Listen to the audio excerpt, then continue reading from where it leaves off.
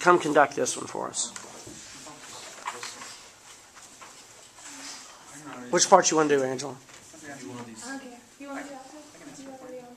That's fine. Or I can just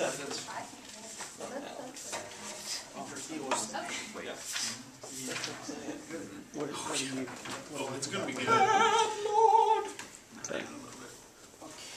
Does anybody not have help, Lord, with them? Me. Yeah. All right. Come prepared just from the beginning. John, what do you want? Yeah. John, when you're done conducting, if you could go ask Greg to get us a couple copies of Help, Lord.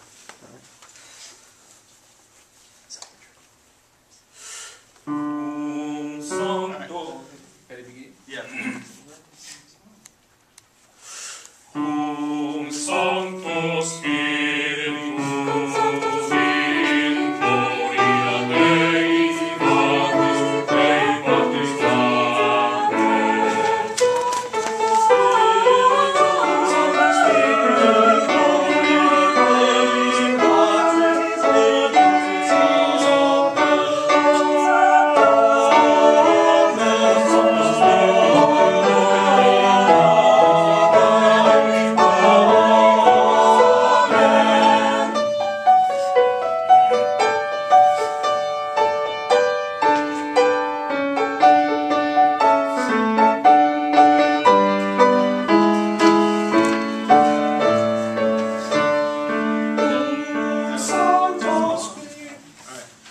Just pick it up on measure 23.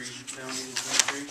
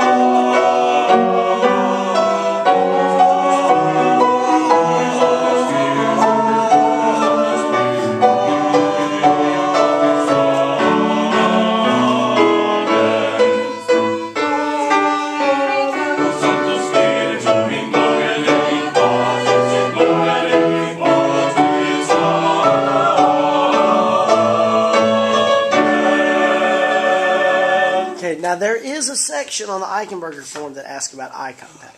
Am I correct? Yes. That was not good at all then. Okay. Yeah. I just want to make sure that part of the Eichenberger form has not disappeared. All right? John, we also sometimes have the old backwards with 3 twists and a somersault. It's impressive, isn't it? Yeah, it's very impressive.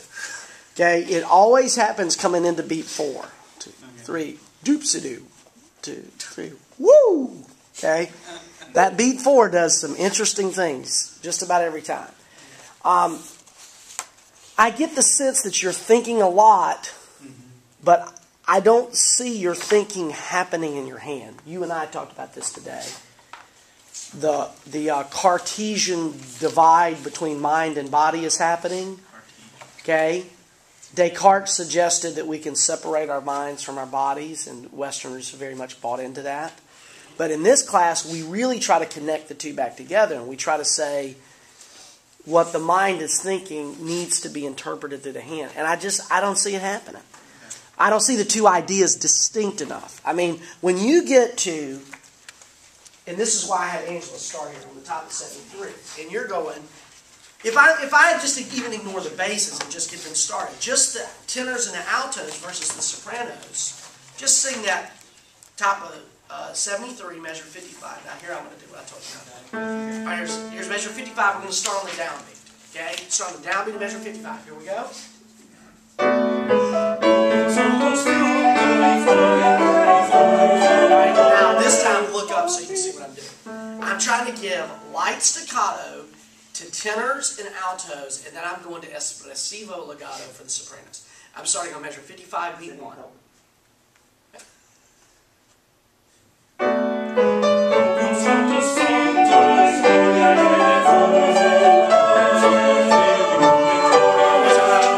Even if you miss notes, don't worry about that. I want you to pay attention to what's going on. Okay? 55 down, but again.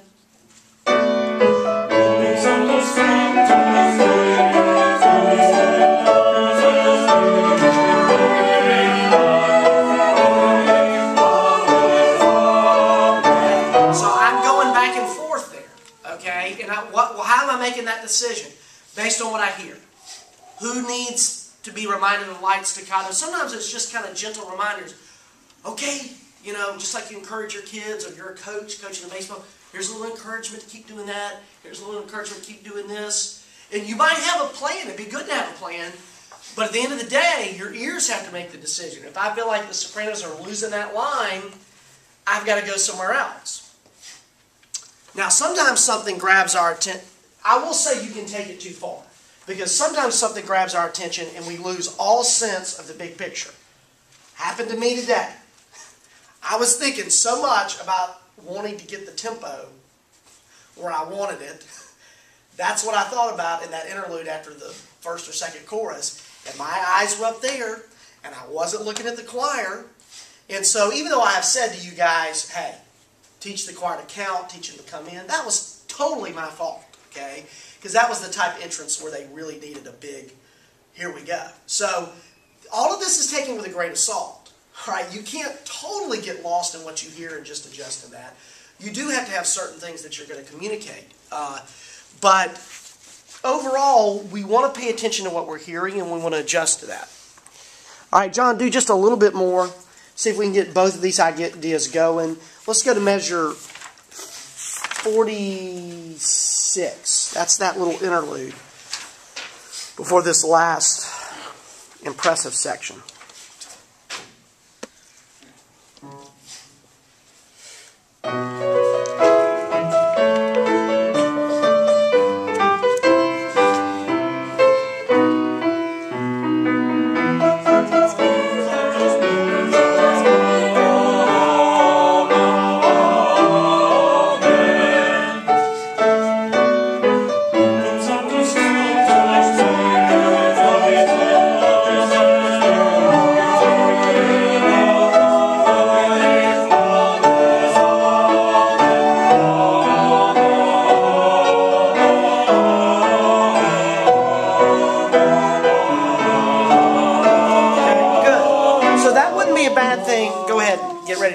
This wouldn't be a bad thing for any of you